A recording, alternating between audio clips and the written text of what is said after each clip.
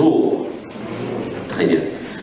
La digitalisation, tout ce qui touche aujourd'hui au digital est venu par le biais de quelques entrepreneurs, de quelques start-upers, mais on encourage aujourd'hui nos gouvernements, nos États, nos économies africaines à penser à plus digitaliser leurs services.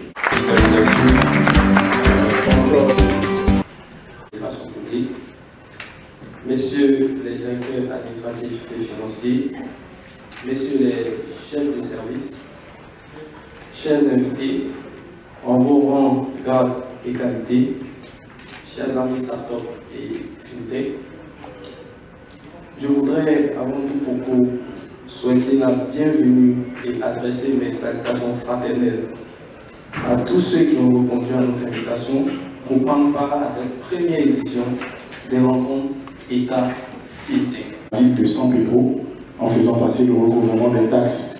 Du Sofitel du territoire, c'est ce panel au cours duquel on aura des visages étatiques, mais également quelques jeux start-upers, défis de la digitalisation des services publics, et je pense qu'on va l'ouvrir maintenant ce panel avec bien sûr M. Idriss Martial Monti, qui est le CEO du CNP, qui va venir.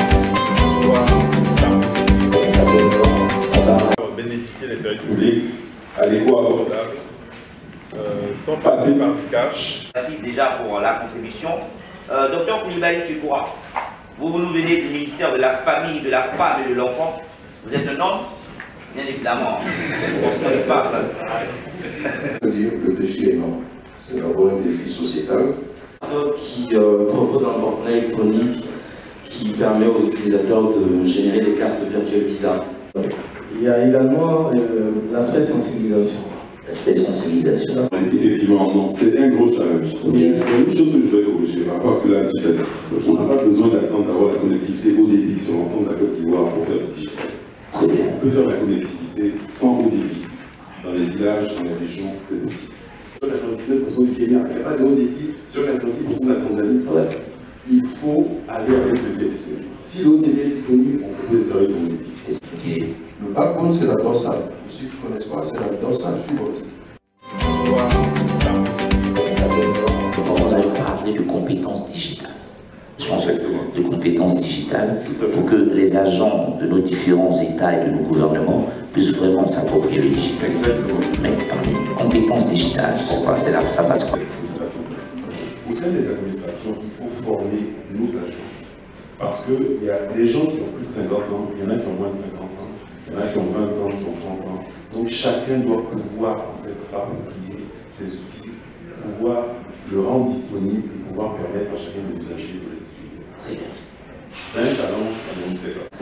Est-ce qu'il y a des prérequis pour vraiment faciliter cette digitalisation? Il faut que ce soit un digital adapté. Un digital qui répond à nos réalités sociétales et qui permet d'utiliser tout notre potentiel des talents qu'on a pour pouvoir aller plus vite.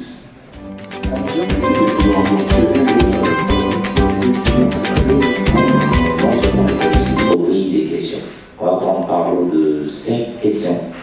Je vais demander à une hôtesse, si possible, de faire passer le micro pour recueillir les différentes préoccupations.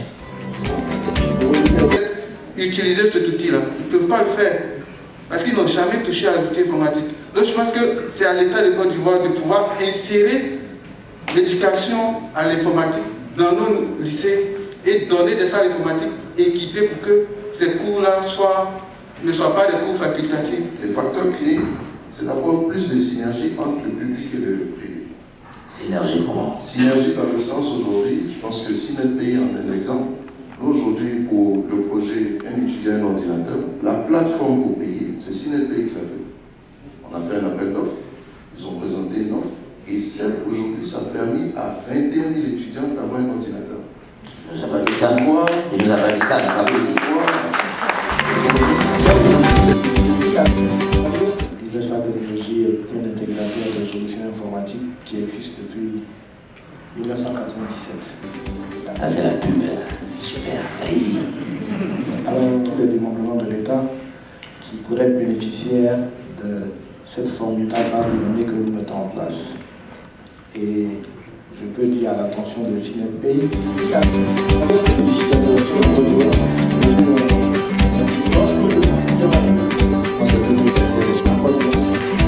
La mutualisation au niveau des financements pour éviter notamment quelques déperditions.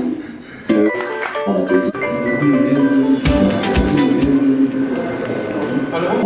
M. Lagarde Gislain.